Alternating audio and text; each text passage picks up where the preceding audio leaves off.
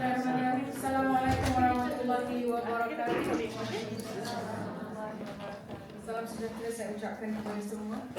Selamat datang ke seminar NIE Profesor Ansgraf, penyandang pertama kursi Profesor Dr. Muhammad Arif Ahmad dalam pengajian lain. Nama saya Rosalina Rawi dan saya sebagai pengurusi kursi mas. Pastinya kita amat berbesar hati dapat bersama pada petang ini untuk mendengar kuliah oleh Prof. Ansgraf. Tanpa melengahkan masa, izinkan saya menyerahkan sesi ini kepada Prof. Madia Roksana Abdullah yang akan memperkenalkan dengan lebih lanjut tentang Prof. Ansgraf dan seminar pada petang ini. Bersilakan Prof.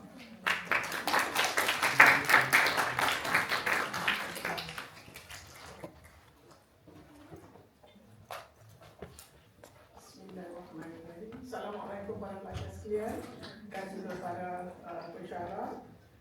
Terutama sekali salam sejahtera kepada Prof. Ansgraf yang datang terbang dari jauh dari Jerman untuk bersama kita semua.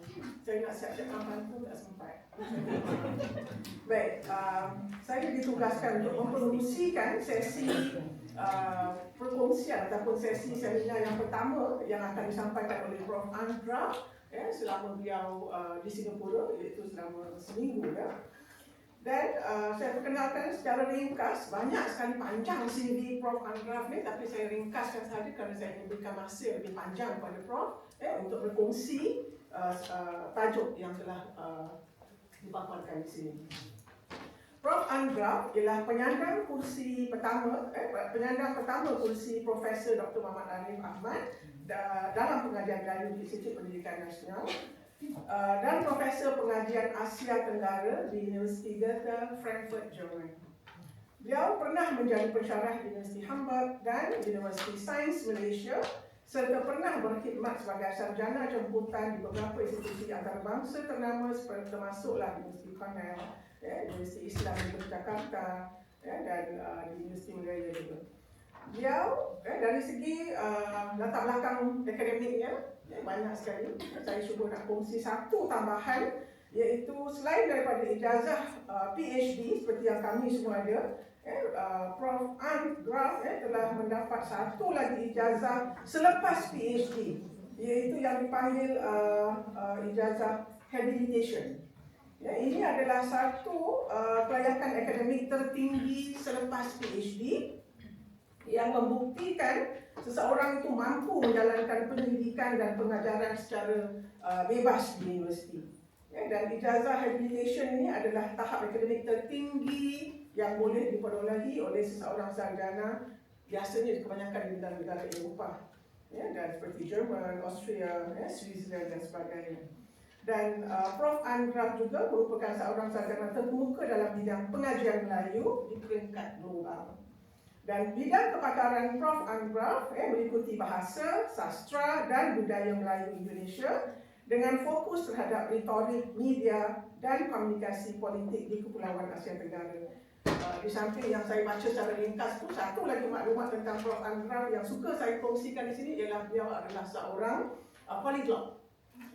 Beliau boleh bahasa natifnya adalah bahasa Jerman, Prof. Sebab saya selalu hargai orang yang boleh menggunakan banyak bahasa. Jadi ini satu perkara yang saya nak kongsikan. Selain daripada bahasa natif beliau, bahasa Jerman, Prof juga boleh berbahasa Inggeris, bahasa Melayu, bahasa Indonesia, bahasa Perancis, dan juga telah mempelajari bahasa Latin, Jawa kuno, bahasa Jawa, bahasa Tagalog, apa lagi awak?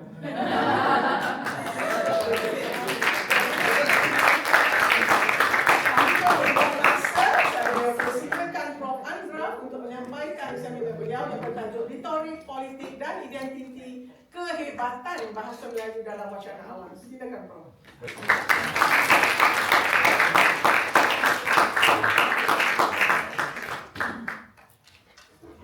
Ya, terima kasih banyak sekali atas undangan ini. Selamat petang. Saya merasa amat terhormat untuk berhadapan di sini. Terima kasih banyak ke Rosalina, terima kasih banyak atas pujian tadi, terlalu banyak pujian. Terima kasih juga kepada Prof. Muklis. Dan juga terima kasih kepada semua yang ada di sini pada petang ini. Saya diminta untuk berbincang tentang retorik politik dan identity atau identity ucapan orang Singapura, kehebatan bahasa Melayu dalam wacana alam, dan itu sebenarnya sesuatu yang sangat tidak mudah untuk orang asing untuk membincangkan di sini. Jadi saya mengambil contoh daripada pelajar kami yang sering menggunakan kecerdasan buatan AI. Kalau sesuatu yang susah, mereka mencari bantuan dari AI. Jadi bahagian pertama daripada ucapan saya ceramah hari ini adalah tanggapan kecerdasan buatan tentang tajuk yang tadi. Apakah itu bagus atau tidak? Nanti kita tengok. Yang kedua, mungkin adalah sebaiknya kita membuat satu lokalisasi pada situasi di Singapura. Apakah yang dikatakan oleh AI kecerdasan buatan itu memang sesuai dengan apa yang berlaku di sini dalam kenyataan? Dan yang ketiga, mungkin kita boleh zoom out lagi dari Singapura, keadaan pada tahun 2025 ini mungkin sudah ada waktu untuk melihat pada globalisasi dari segi jangka panjang, di mana kedudukan bahasa Melayu, budaya Melayu dari segi jangka panjang. Dan mungkin dari itu kita juga boleh membuat satu tanda tanya tentang identitas Melayu, apakah itu sedang dalam perubahan. Jadi mungkin kita tengok dulu AI apa bantuannya atau tidak. Jadi yang pertama, kehebatan bahasa Melayu terletak jadi bahasa Melayu yang resmi yang keluar dari kecerdasan buatan. Kehebatan bahasa Melayu terletak pada kebolehannya untuk menyampaikan berbagai ide kekayaan istilahnya, kemampuannya untuk beradaptasi dengan perubahan, dan peranannya sebagai alat perpaduan kaum serta penjaga warisan budaya. Bahasa Melayu juga memiliki sistem tata bahasa yang mantap, bagus untuk orang linguis, dan kaya dengan bahasa serta ungkapan yang indah. Jadi ini satu informasi, satu maklumat yang menarik, dan di bawah itu terdapat beberapa bulatan. Ini di sini kita boleh melihat Mas Dr. Muhammad Arif Ahmad dengan bukunya atau buku untuk beliau demi bahasa. Bahasa Melayu membolehkan pengguna untuk menyampaikan berbagai ide, pemikiran dan emosi dengan tepat dan berkesan, mencerminkan kedalaman intelektual budayanya. Jadi ini kalau kita dalam mata kuliah dalam kelas itu ketik itu memang betul benar dapat semua poin yang ada, semua makna yang ada. Dan seterusnya ada kekayaan istilah dan kosakatanya. Dia mempunyai koleksi kata yang luas dan berbagai, termasuk istilah serapan dari bahasa lain seperti Arab, Sanskrit, Inggris, dan Cina, menjadikannya bahasa yang kaya dan dinamis. Itu di situ saya mulai sedikit pertanyaan ini. Terus ulang-ulang ada tulisan dari orang di bahasa pustaka dari Malaysia yang sering menulis tulisan seperti itu. Atau mungkin itu dari kecerdasan buatan, mereka mengambil dari ucapan orang politik yang juga kadang-kadang berhadapan dengan khalayak dengan kata-kata seperti itu. Mari kita melihat terus apakah itu benar. Terus ada keupayaan adaptasi dan perkembangan.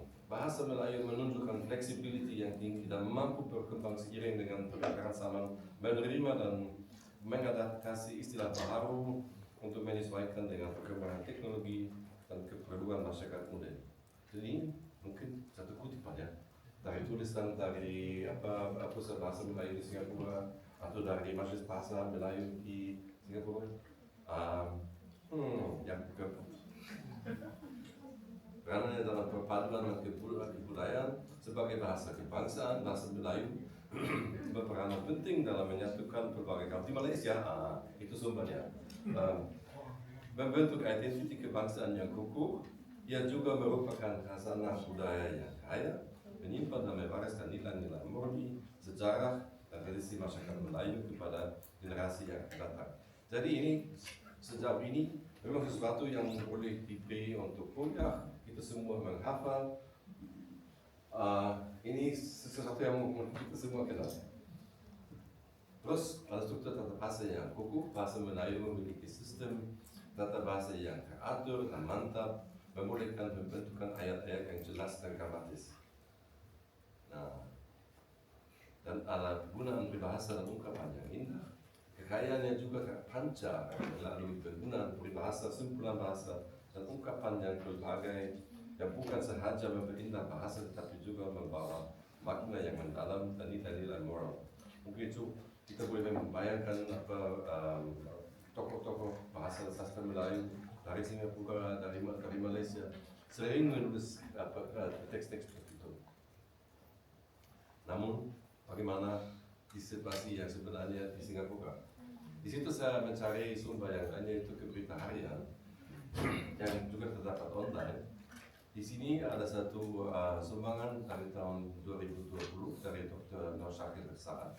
Bentuk komentar, bahasa Melayu mampu sebagai wadah bagi bacaan kritis, tetapi di dalamnya dari sebalik daripada mampu adalah sesuatu yang sebenarnya adalah masalah serius. Dikatakan oleh Dr. Nur Syakir, masyarakat kita pada umumnya masih boleh menulis dan membaca dalam sekurang-kurangnya 2 bahasa. Bagus.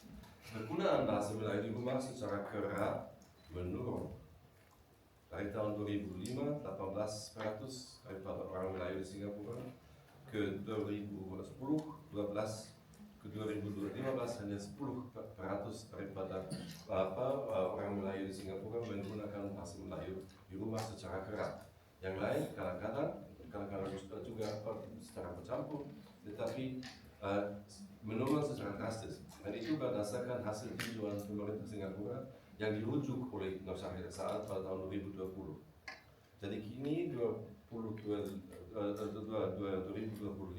kita 5 tahun kemudian, mungkin situasi menurun lagi. Jadi itulah di samping yang tadi itu dari kecerdasan buatan apa hanya memberi sesuatu yang normatif, yang mungkin mimpi-mimpi, yang tidak sesuai dengan apa yang sebenarnya terjadi di sini di Singapura. Dikatakan oleh Dr. Nur Syakir Saad ada di sini di Singapura ada berbagai upaya pemerintah, misalnya Bulan Bahasa atau program Opspaca dan Nilam sebagai usaha sama. Jabatan Kuasa Eksekutif Kegiatan Melayu dan Kementerian Pendidikan, ada juga jabatan di sini, Jabatan Bahasa dan Budaya Melayu yang boleh digolong dalam usaha pemerintah Singapura untuk menangani masalah itu tetap serius karena tetap menurun. Dan yang kelima daripada beliau adalah harapan bahwa dalam globalisasi bahasa Melayu tidak terus menyerah kalah. Dan mungkin harapan itu satu istilah yang cantik, mungkin di dalamnya juga ada sesuatu yang mungkin dia khawatir. Jadi sebaliknya daripada harapan adalah sesuatu yang mungkin dengan apa sebenarnya terjadi dalam globalisasi secara jangka panjang. Ini satu gambaran sejarah ekonomi di dunia yang berdasarkan fakta dan data dari 200-300 tahun yang lalu. Sebelumnya tentu belum ada orang yang menghitung atau mengira ekonomi dunia di beberapa kawasan dunia ini.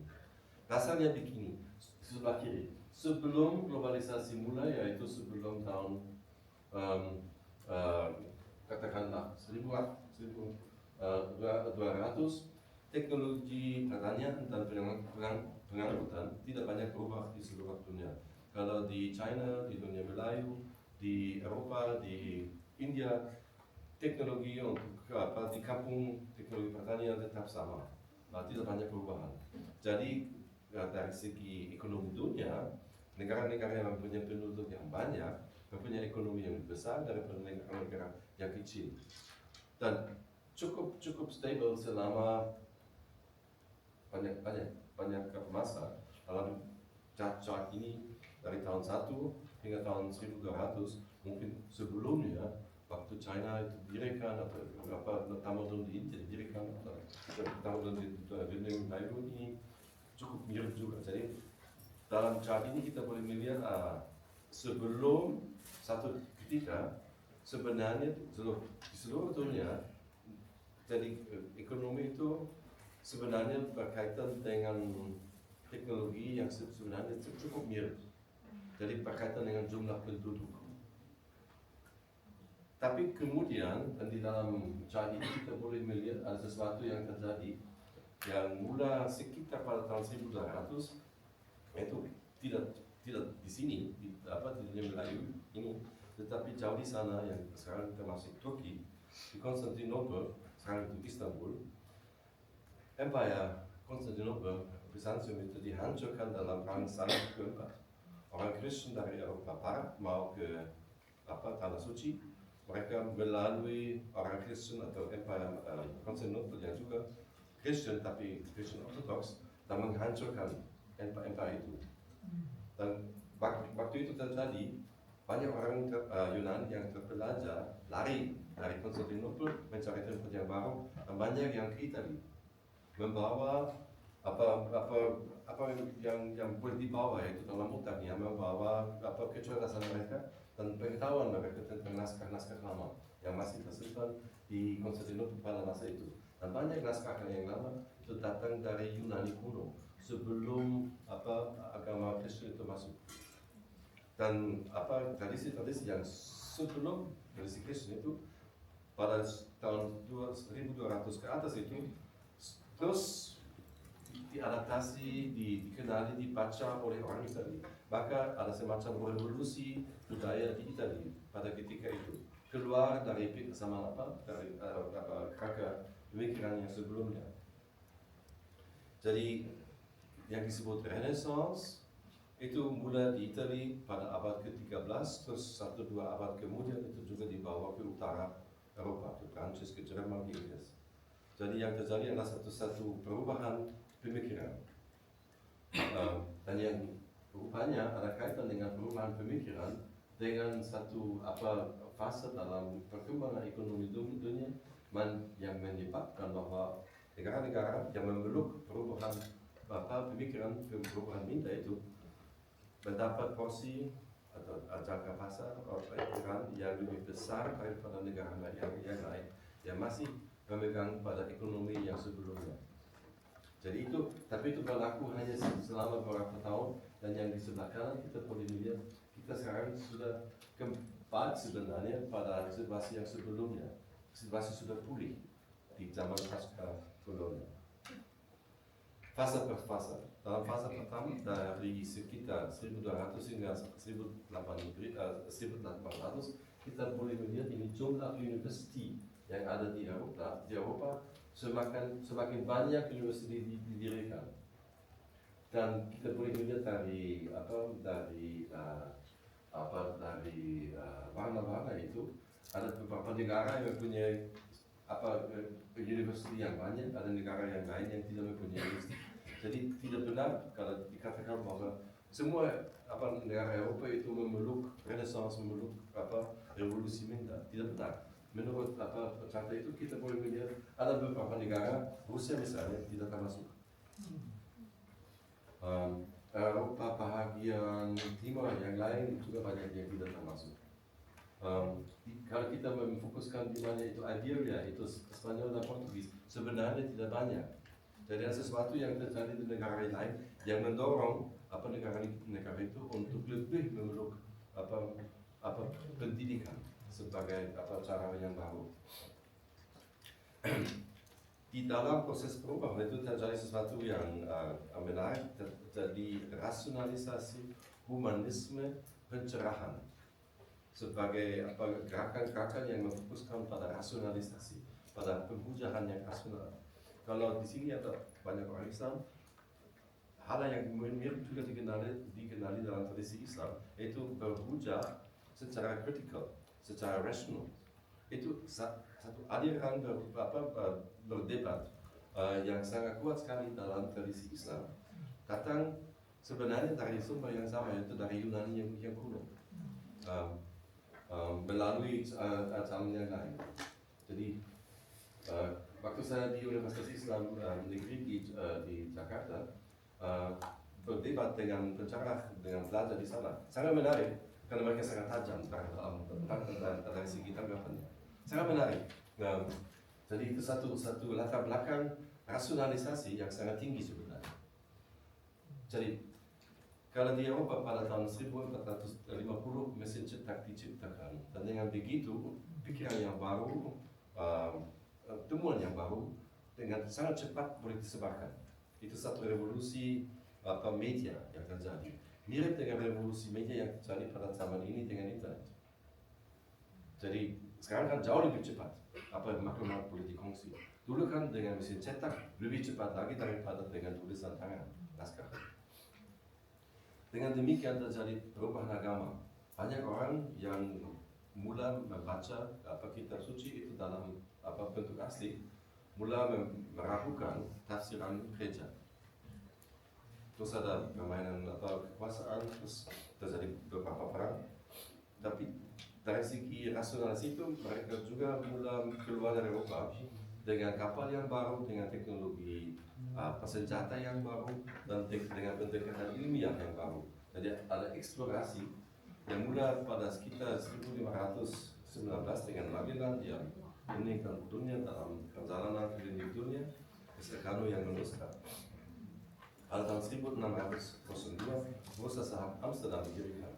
Berarti lain daripada bentuk kapitalisme atau bentuk ekonomi sebelumnya, itu tidak lagi syarikat perseorangan yang keluar dengan modal yang berat. Sekarang itu syarikat yang boleh mencari modal dari banyak tempat. Jadi syarikat sangat besar lah. Salah satu contohnya BUC itu syarikat Hindia Belanda yang Bapak mendapatkan begitu banyak modal untuk menghantar sampai ke 5.000 kapal ke Asia dalam 200 tahun sahaja.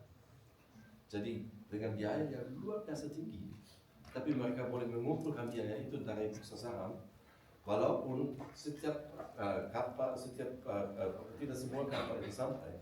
Dikirakan bahwa sepertiga dari semua kapal, dari 5.000 kapal itu tenggelam di dalamnya. Walaupun begitu, kalau 2 dari 3 kapal itu sampai kembali ke Belanda membawa barang-barang dari Asia, mereka tetap untung. Yang memiliki syarikat itu pemilik saham, mereka tidak pernah ke Asia Tenggara. Yang meninggal dunia dalam perjalanan itu orang lain itu. Mereka tidak peduli yang mempunyai syarikat. Jadi yang penting di bawah garis itu mereka untung, selalu untung. Dan dengan untung yang semakin besar, mereka semakin boleh keluar dan mengekspansi di Asia Tenggara. Jadi itu sebenarnya satu kejahatan yang luar biasa. Kalau kita boleh membayangkan orang yang duduk di dunia Melayu pada ketika itu melihat begitu banyak kapal datang dan mereka mungkin kurang paham cara mereka mendapat modal untuk membuat kapal dengan teknologi senjata yang baru dan segala macam itu, sesuatu yang sangat asing. Jadi tidak mengherankan bahwa banyak orang di dunia Melayu, banyak empire kesultanan itu menjadi mangsa dalam proses itu.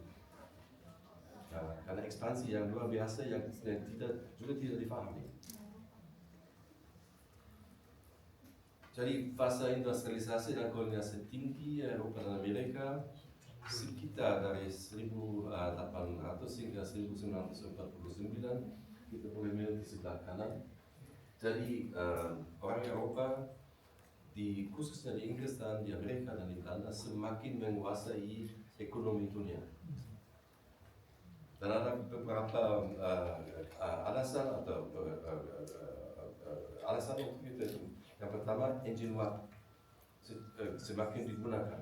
Engine uap itu membolehkan kita ke tambang untuk mendapatkan batu bara, beberapa hal yang lain, untuk membangun kereta api, untuk membangun kapal besi.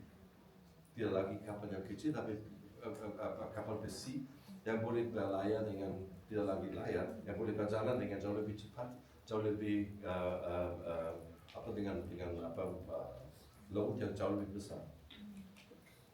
Sekitar sejak tahun 1850-an mereka semakin menggunakan kapal uap untuk membawa barang dari Asia Tenggara ke Eropa dan membawa tentara dari Eropa ke sini.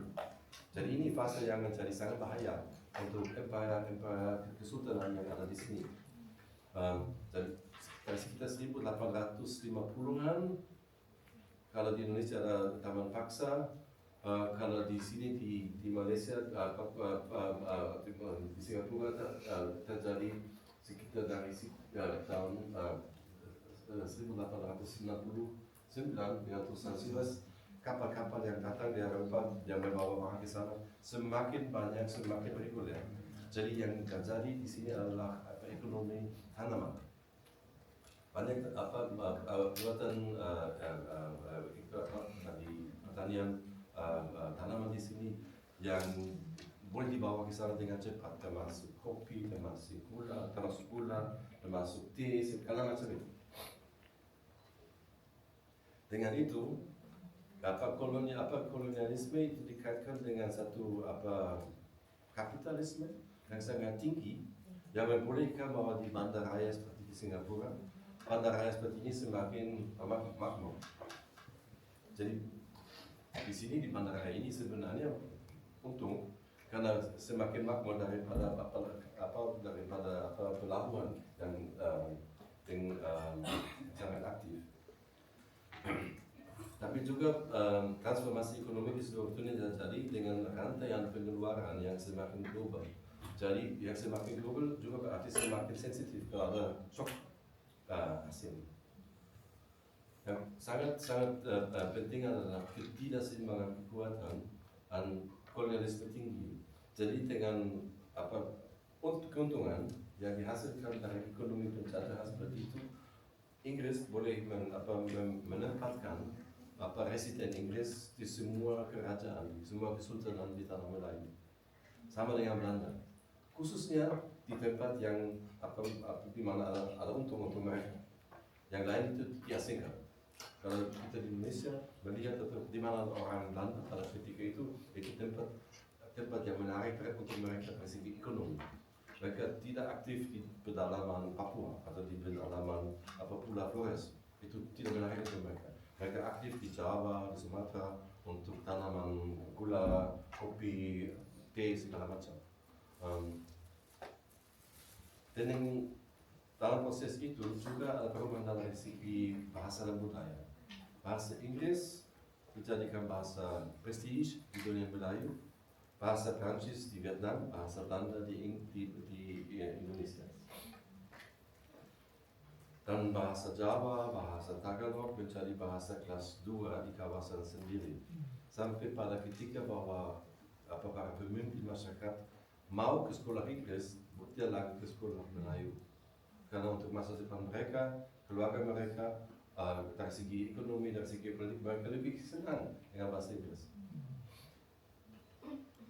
Jadi kita tidak boleh menghentikan sejarah pada tahun 1945, kita harus melihat ke depan. Di sini, di Singapura pernah ada satu tokoh, Syed Hussein Alatas, yang kemudian menjadi Knight Chancellor Universiti Kebangsaan Malaysia. Dia menulis buku itu, Mitos Pribumi Malas, pada tahun 77 sebagai tesis PhD-nya kalau dia salah di Universiti Amsterdam. Katanya Syed Hussein Alatas, dari dalam fase yang tadi itu, fase kolonialisme tinggi, pengarang dari Inggris, Belanda dan Amerika semakin menggunakan stereotip pribumi malas dalam kapitalisme penjajah. Jadi sebenarnya menjajah dan menghina, itu artinya ya. Jadi mereka mengambil perdagangan cara jauh. Mereka menempatkan orang Melayu ke dalam niche ekonomi tertentu dan terus menghina.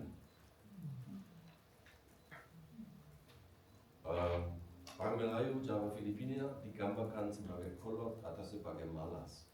Bahasa Melayu dipandang rendah. Ini semacam ideologi penjajahan.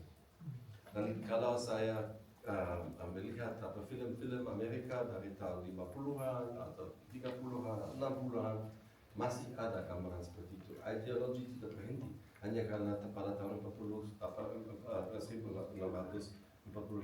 Dunia Kedua selesai. Ideologi masih berterusan selama beberapa dekade dan tampil pada minda manusia, baik di Inggris, di Belanda, di Prancis, Amerika maupun di sini.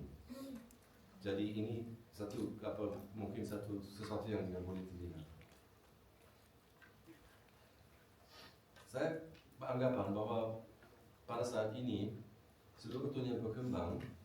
Jadi kalau sekarang kan bahasa China sebagai negara sebenarnya semakin pada posisi yang sebelumnya, India sebagai negara semakin pada posisi yang sebelumnya, ya pasti itu ada dampak pada penggunaan dan kedudukan bahasa Cina di dunia ini. Jadi oleh karena ekonomi, kekuatan politik dan kedudukan bahasa di luar Eropa semakin kembali pada posisi sebelum ekspansi Eropa, dan kita sekarang merujuk kepada statistik ekonomi dari tahun ke tahun. Negara-negara yang menggunakan bahasa Melayu, seperti Indonesia, Malaysia, Singapura, Brunei Darussalam. Negara-negara yang berbahasa Arab, yang berbahasa Spanyol, Portugis, Turki, Farsi, Urdu, segala macam. Kita boleh melihat, menggambarkan itu berdasarkan statistik.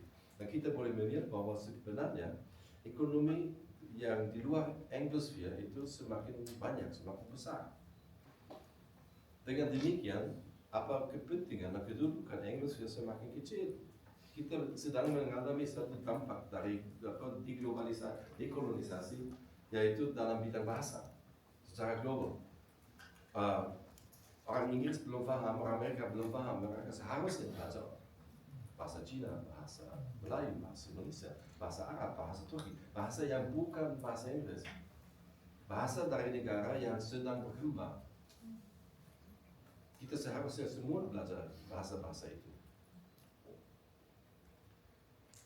Jadi memilih bahasa mana yang pada saat ini sudah naik, mungkin negara itu negara yang menempatkan pada pendidikan, pada wawasan global, pada kosmopolitanisme, pada keterbukaan politik dan ekonomi yang percaya. Mungkin pada saat ini bukan negara yang mementingkan perang atau korupsi di dalamnya. Mungkin ekonomi itu tidak akan naik begitu cepat. Tapi ada begitu banyak contoh negara yang sedang naik, memang naik karena ada kerajaan atau pemerintah yang bagus, ada ekonomi yang semakin bagus, dan ada masyarakat yang semakin terbuka. Jadi di dalam itu pendidikan pasti ada peranan yang utama. Kalau kita mengambil contoh satu ketika dari gerakan agama Muhammadiyah di Indonesia, kan mungkin Anda jauh lebih arif daripada saya tentang itu. Itu didirikan oleh Ahmad Dahlan dari Yogyakarta pada awal abad ke-20 yang belajar daripada wacana yang berlaku di Mesir.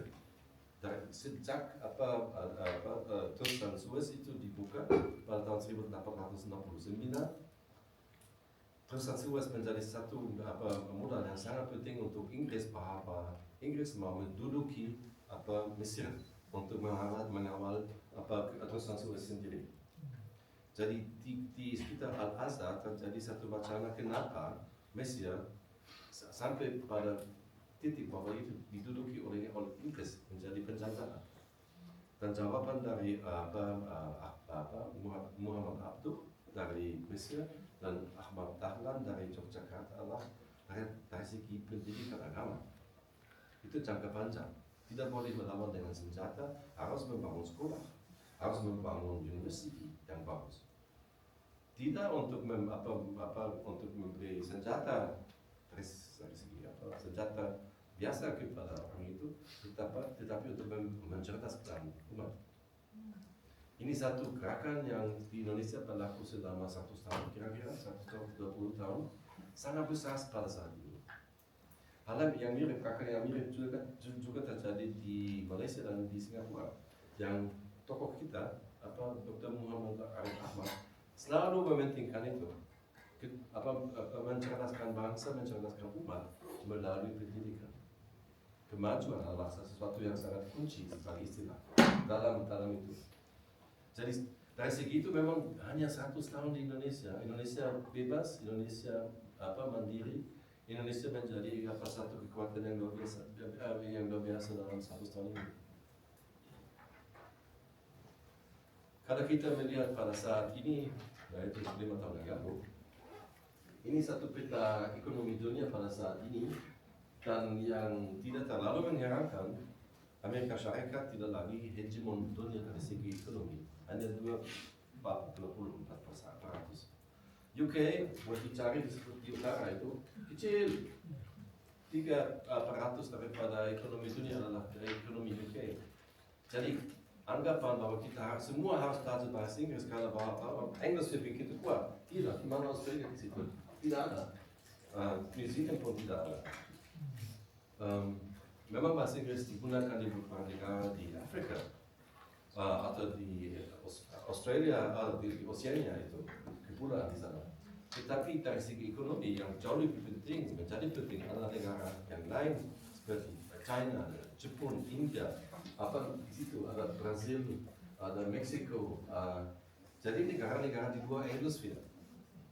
Jadi pada saat ini saya percaya kita menghadapi satu situasi yang sebelum terjadi, sebelum ekspansi Eropa, semakin negara berkembang, semakin negara berdaulat dan semakin bahasa menjadi penting.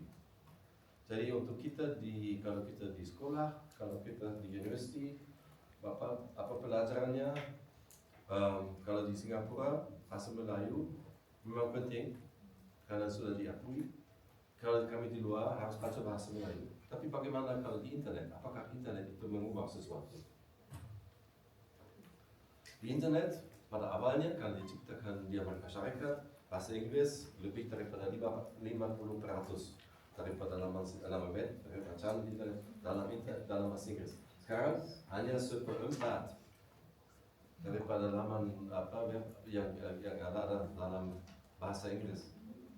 Terus bahasa Cina, bahasa Spanyol, bahasa Arab, Portugis, bahasa Indonesia itu bahasa Melayu, itu bahasa keempat atau kelima di internet.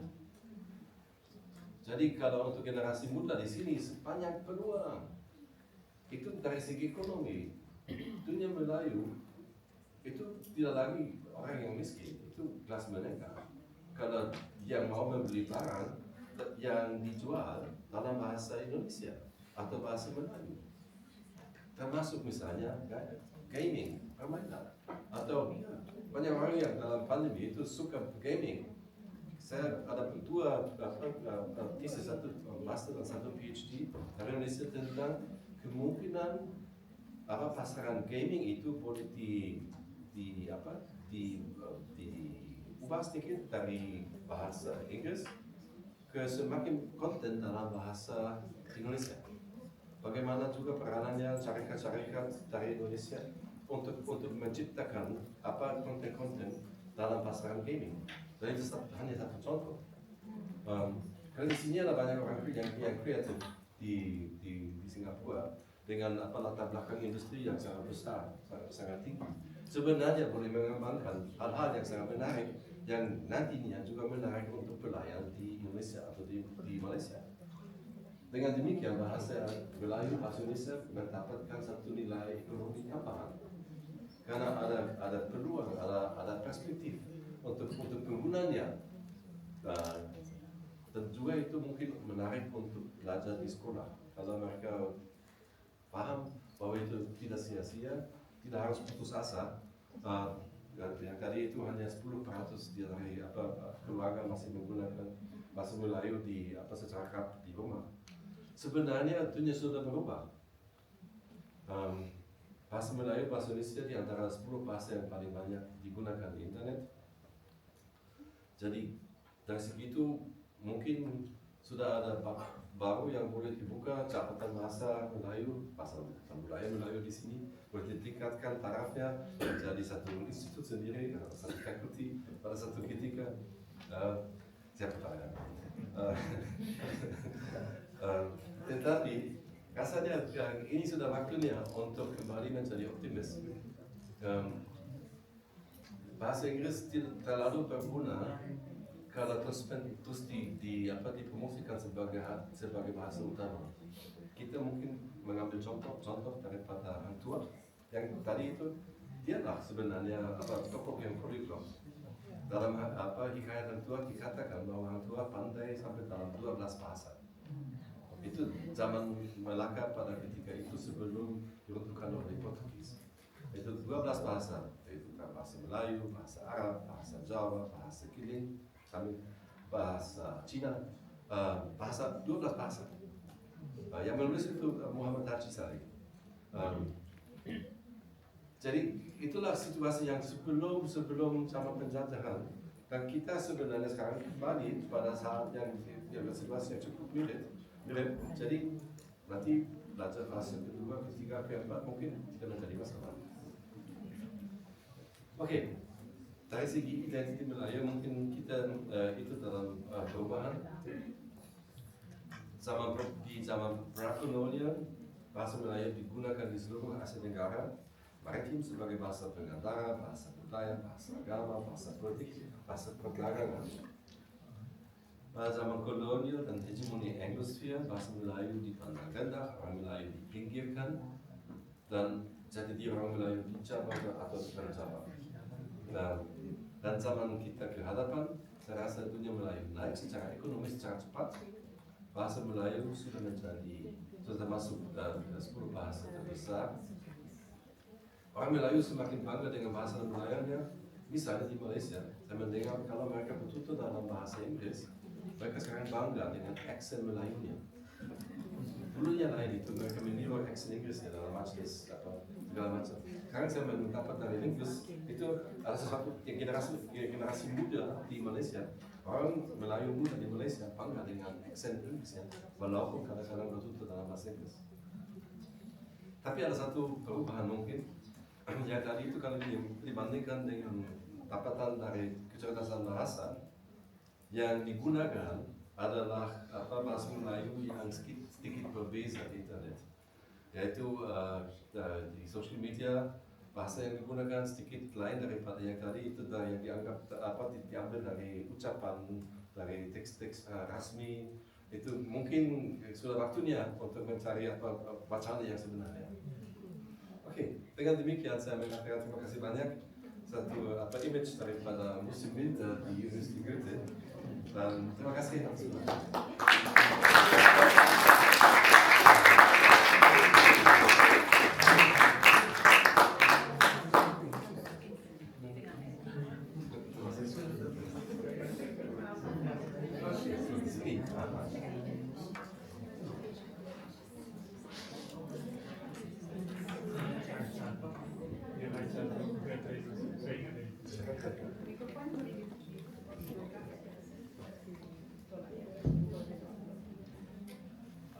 Terima kasih Prof. Am kerana telah menyampaikan seminar yang cukup padat. Saya rasa Prof telah mengarusi beberapa zaman dari awal kemunculan bahasa dan melihat perkembangannya dari zaman awal itu sehingga datangnya waktu kegemilangan seperti zaman Sriwijaya, zaman Melaka, kemudian berkembang sampailah datangnya penjajah, terganggu gugat bahasa Melayu kerana pelbagai isu yang berlaku, kemudiannya selepas kemerdekaan, cabaran-cabaran yang baru pula dari segi pendidikan kerana beliau telah juga menyentuh aspek ekonomi, aspek politik dan juga aspek sosial yang telah mengubah bentuk keadaan ataupun penggunaan ataupun populariti bahasa Melayu ini sendiri.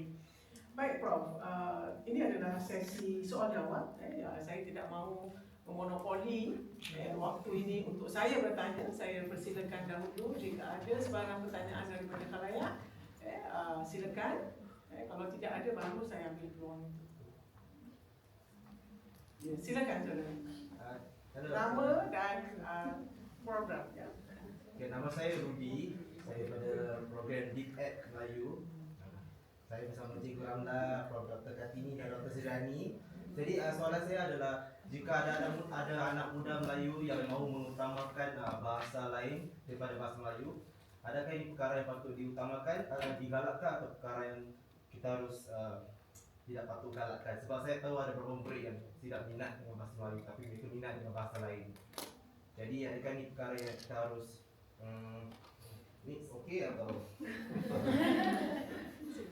Baik, terima kasih.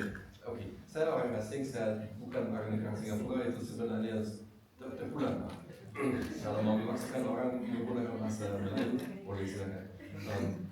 Tapi kalau community sini yakin bahwa itu tidak harus putus asa, ada masalah untuk bahasa Melayu. Mungkin juga dalam wacana boleh mengatakan bahwa itu zaman sudah berubah, ada banyak perubahan dan bahasa Inggris sedang menurun, tidak naik.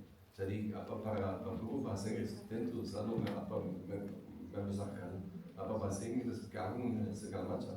Tetapi ini satu masa yang lama. Masa depan mungkin ya tentu kita semua belajar bahasa Inggris untuk satu ketika, tapi mungkin ada juga minat yang lain.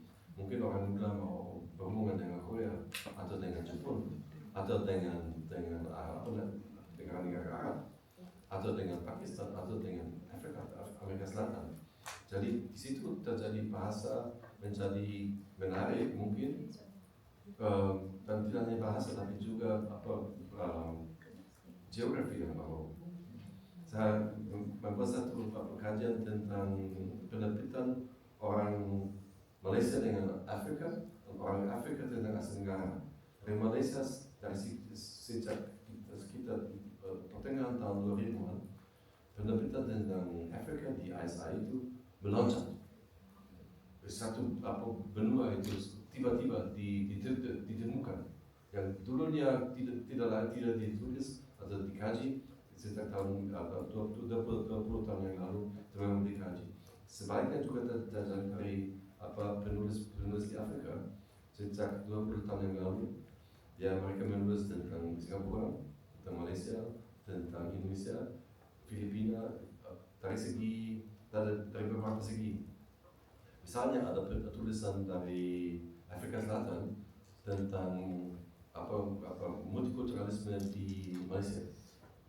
Jadi mereka ingin belajar dari contoh Malaysia. Ada tulisan dari Madagaskar tentang Singapura. Mereka ingin belajar tentang sistem pengangkutan di sini untuk diterapkan di sana. Jadi dari segi itu, jadi tidak hanya di sini, tetapi juga di benua yang lain, di kawasan dunia yang lain. Orang semakin berwawasan dunia, semakin melihat di sini ada negara yang sangat berhasil, sangat berjaya. Mereka boleh mengambil contoh dari sini. Jadi dengan demikian mungkin ada sesuatu yang menarik di tempat yang lain untuk ekonomi di sini, atau mungkin ada kalau syarikat atau apa yang mau dibangun. Mungkin ini saat ini memang sangat bagus untuk syarikat yang bersifatkan antarabangsa. Jadi dari segi untuk sebagai jawaban tidak harus memaksa dari segi perlu mencari peluang kalau orang yang lain mau ikut contoh silakan. Terima kasih Prof. Saya setuju dengan pandangan Prof tadi. Antara lain jawapan Prof pun ada tanya selera. Sama ada nak mencapai kebaikan bahasa Inggeris itu perlukah bahasa Melayu digadaikan atau keseimbangan cuba dicapai. Ya, jadi banyak faktor-faktor yang perlu difikirkan, sama ada kita nak seimbangkan kedua-dua keupayaan bahasa Inggeris dan bahasa Melayu. Tadi Prof sarankan bahasa Arab, bahasa Cina, bahasa-bahasa lain yang semakin berkembang, mungkin itu juga kita perlu fikirkan. Terima kasih Prof. Ada soalan lain? Ya, silakan. Nama dan program ya. Nama saya Zahira. Terima kasih program saya BMT. Terima kasih atas seminar tadi. Saya ada soalan tentang kecerdasan buatan dalam zaman globalisasi sekarang. Apa pandangan Prof tentang penggunaan kecerdasan buatan untuk membantu pelajar-pelajar di zaman sekarang untuk membangkitkan kemahiran bahasa Melayu mereka? Kita kan dalam perubahan perkembangan teknologi yang amat cepat, yang pada saat ini sangat canggih. 2 tahun lagi akan sesuatu yang memang sudah. Pada saat ini yang tadi saya tunjukkan, kecerdasan buatan sebenarnya bodoh. Karena dia mengambil satu lapisan makna yang sangat normatif, yang sama sekali tidak melihat pada keadaan yang sebenarnya. Ya. Jadi bagus sekali dia boleh merumuskan segala macam. Saya boleh mengambil itu untuk exam mungkin atau apa. Guru ini senang kalau saya masukkan ya. Tetapi saya itu tidak membawa saya kepada tengah isu. Jadi ada keterbatasannya untuk menjawab tajuk yang ini yang diberi kepada saya yang cukup susah. Ini memang bantu.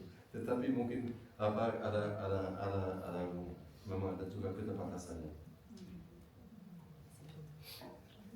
Terima kasih Prof. Terima kasih Pelajar yang bertanya tadi. Kalau saya rumuskan sikit, menurut Prof, pertama kali saya dengar kecerdasan buatan adalah sesuatu yang bodoh.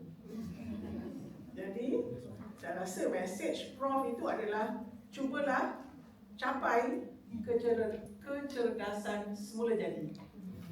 Ya. Baik, ada soalan lain? Ya, silakan Aisyah. Baiklah, jadi seperti yang dipaparkan dalam slide, kita dapat lihat bahawa waktu prakolonial, bahasa Melayu merupakan lingua franca yang mana ia merupakan bahasa perantaraan, bahasa perdagangan dan sebagainya. Namun kini penggunaan bahasa Melayu ini semakin menurun, semakin berkurang. Mungkin pada masa hadapan, dalam era globalisasi ini, melalui bantuan teknologi, agak-agaknya bolehkah bahasa Melayu ditingkatkan tarafnya seperti masa dahulu? Ya. Di masa dahulu masih ada perbatasan yang penting. Kerajaan pemerintah boleh menghalang yang atau khususnya penerbitan atau terbitan buku majalah yang tidak disukai.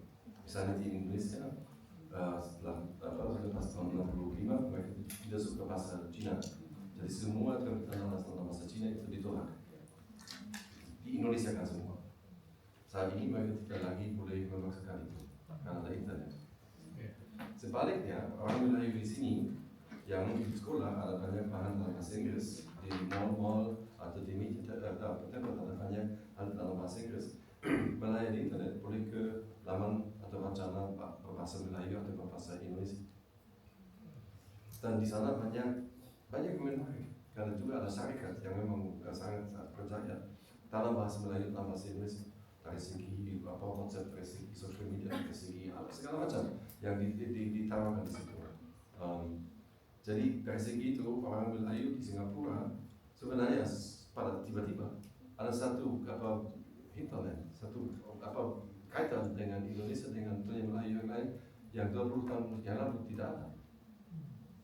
Jadi dengan demikian digitalisasi internet itu sangat berguna untuk kedudukan bahasa Melayu di sini diakui kedudukannya atau tidak dari segi penggunaannya boleh semakin naik karena semakin menarik.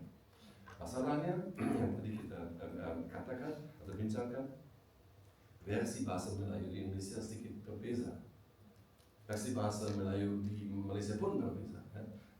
Jadi dari segi itu harus sedikit mencari kosakata itu sampai bahasa Jawa itu dari dialek utara di Malaysia. Tapi selain itu ada banyak konten yang tiba-tiba boleh diakses. Jadi walaupun orang Melayu sebenarnya menjadi minority di Asia Tenggara, majority 50% lebih daripada Asia berbahasa Melayu. Jadi sekarang ada akses ke wacana-wacana itu, ke buku itu, ke sastra itu, ke naskah-naskah itu. Jadi dengan semua itu di digital sekarang itu boleh membaca naskah-naskah Melayu dari seluruh Melayu dunia Melayu. Ada di ANU di Australia ada Malay Concordance Project yang memberi akses secara percuma kepada tidak semua, tapi banyak naskah Melayu yang sangat menarik dari abad ke-14 hingga pertengahan abad ke-20. Jadi boleh membaca hikayat-hikayat syair-syair sekarang di internet. Walaupun mungkin di perpustakaan tidak ada di sini atau di rumah tidak ada tempat untuk buku-buku itu, tetapi ini sekarang semua boleh diakses. Jadi kenapa harus meninggalkan itu?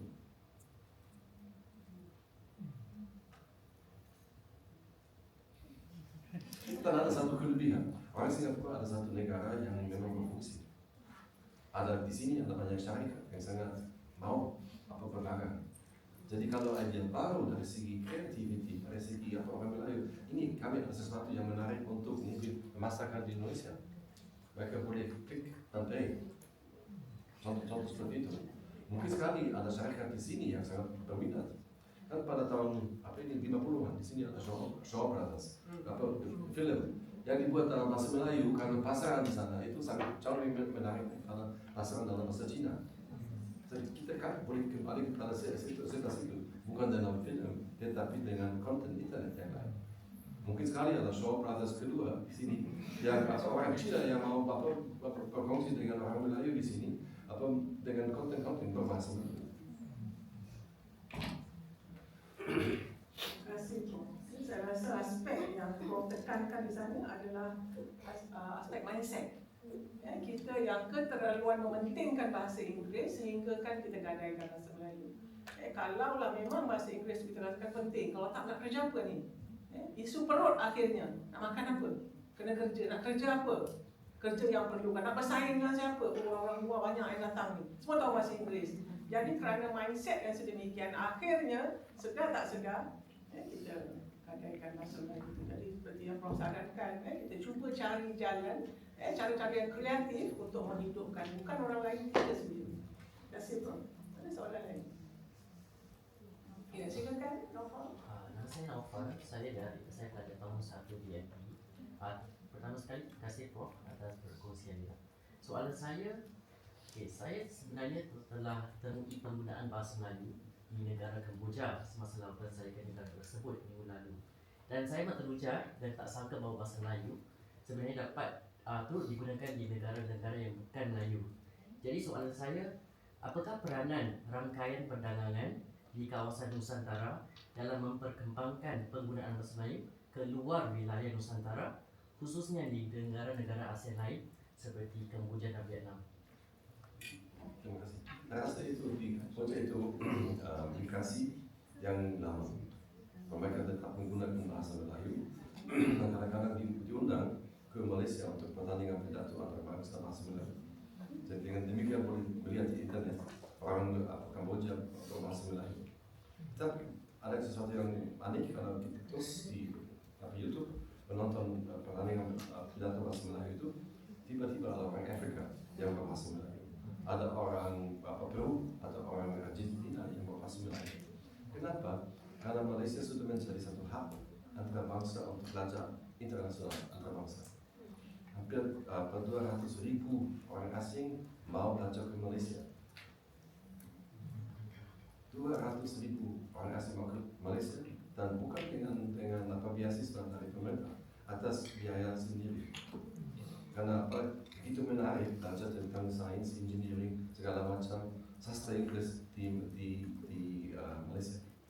Dan sebagian dari mereka juga belajar bahasa Melayu. Tidak hanya sedikit, tapi juga lebih.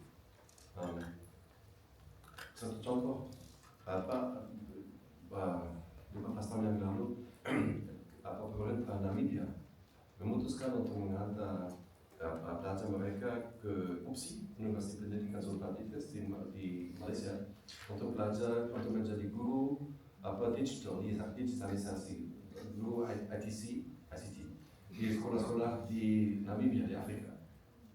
Dan mereka memang mendapat beasiswa dari pemerintah Namibia. Dan salah satu di antaranya namanya Kaiho, dia terus menjadi semacam tokoh budaya populer di Malaysia karena bernyanyi dalam bahasa Melayu. Malaysia, aku cinta, seperti itu. Malah ada presiden macam-macam dengan dia. Jadi ini satu contoh.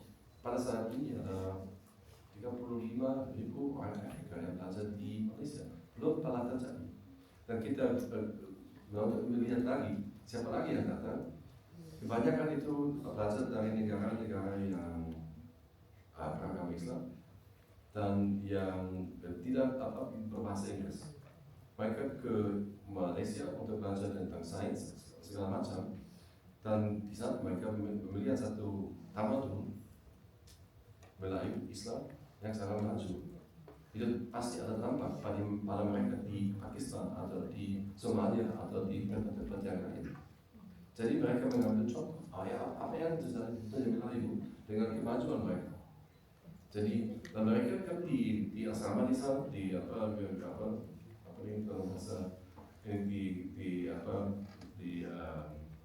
asrama mahasiswa mereka di Malaysia, mereka berkumpul berjumpa dengan orang dari mazhab Islam yang lain, yang dari mereka di sini dengan Syafi'i, mereka mungkin datang dari Maliki, mungkin masa-masa yang lain. Mereka bersama mahasiswa di Malaysia pasti sebenarnya berbincang tentang perbezaan kebersamaan mereka dari segi teologi, dari segi agama. Ini satu revolusi sebenarnya terjadi pada saat ini dengan orang muda itu yang 20 tahun kemudian akan menjadi orang yang penting di negara-negara masing-masing. Jadi dari segi teologi itu yang sedang terjadi sangat-sangat menarik. Dan itu kelas menengah yang sering tidak dilihat dalam liputan media. Kan liputan media sering dianggap bahwa Afrika itu miskin, tidak menarik. Tapi semakin banyak warga di Afrika itu mampu membayar uang kuliah di Malaysia. Dan itu mari kita belajar bahasa Melayu di sana. Jadi mirip dengan bahasa Melayu Singapura. Jadi kalau nanti ke Namibia itu boleh berbahasa Melayu mungkin. Terima kasih Prof. Apa yang saya ambil iktibar daripada penyampaian Prof tadi itu, kalau orang lain lah, orang luar berlupa belajar bahasa Melayu, apalah lagi itu orang lain. Kalau tak belajar, tak nak mendalami, tak nak menghayati, nanti esok-esok nak tengok cermin pun malu. Okey, saya mohon maaf, saya tahu ramai lagi yang Dr. Saedah seorang. Kita tak boleh tolak permintaan ketua kita jadi sebagai ketua jabatan penutup. Ini soalan terakhir. Ini yang terakhir. Silakan. Saya sebenarnya terpikat dengan salah satu slide yang mengatakan bahawa dari tahun 1 hingga 1200 bahasa Melayu sangat kuat. Dan dalam tanda kurungan Prof letak bahasa Melayu itu termasuk bahasa Jawa, bahasa Tagalog. Dan ini memberikan saya pada tentang kebangkitan pada tahun 1830-an, di mana masyarakat Filipina masih menganggap diri mereka Melayu. Malahan pejuang Filipina iaitu Jose Rizal mengatakan bahawa mereka hanya boleh dapat lepas dari penjajahan melalui semangat Melayu, bahasa Melayu dan budaya Melayu. Jadi dalam masa terkini, kalau misalnya kita bercakap sedemikian, seolah-olah macam cerita ini saya gunakan perasa orang Melayu Singapura, syok sendiri. Ya? Jadi menurut pandangan Prof, bagaimana kita hendak meyakinkan masyarakat, sekurang-kurangnya masyarakat serantau yang 50% lebih menggunakan bahasa Melayu, bahawa tidak mustahil untuk kita jadikan bahasa Melayu sebagai bahasa perantara, terutama untuk ASEAN. Mungkin kuncinya adalah orang muda dan social media.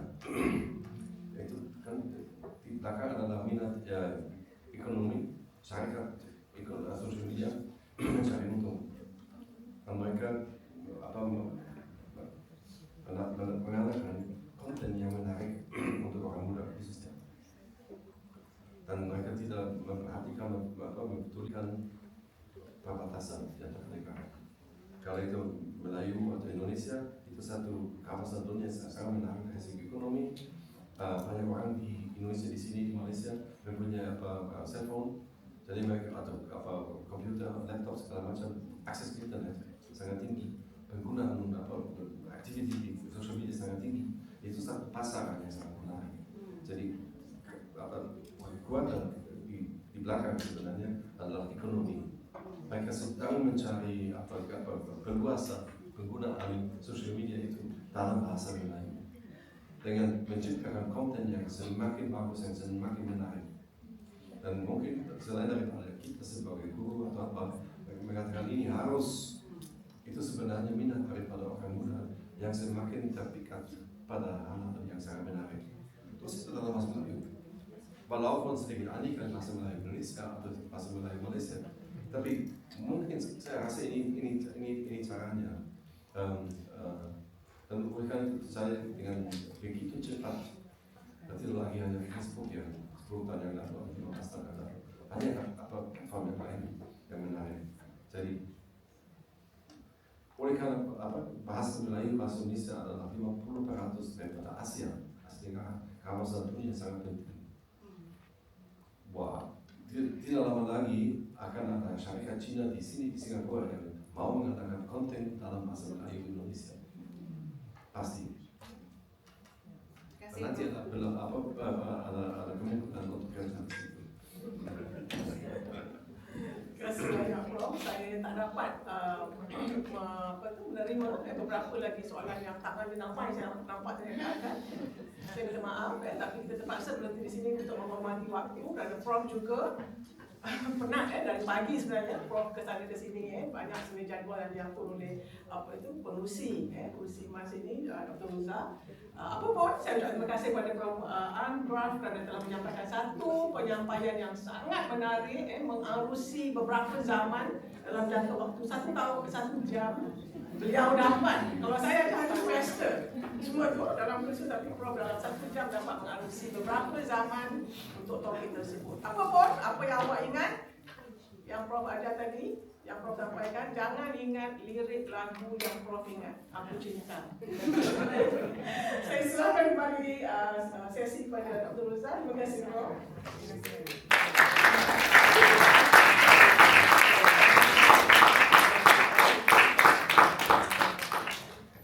Baik, terima kasih Prof Andraf dan Prof Roxana atas perbincangan yang amat bernas sekali. Sebagai tanda penghargaan, kini saya ingin menjemput Prof Muklis Abu Bakar, Ketua Jabatan Bahasa dan Budaya Asia, untuk menyampaikan satu set cenderamata khas sempena ulang tahun ke-75 NIE yang juga akan mengandungi 2 buku terbitan bahagian Bahasa dan Budaya Melayu NIE kepada Prof Ant. Dipersilakan.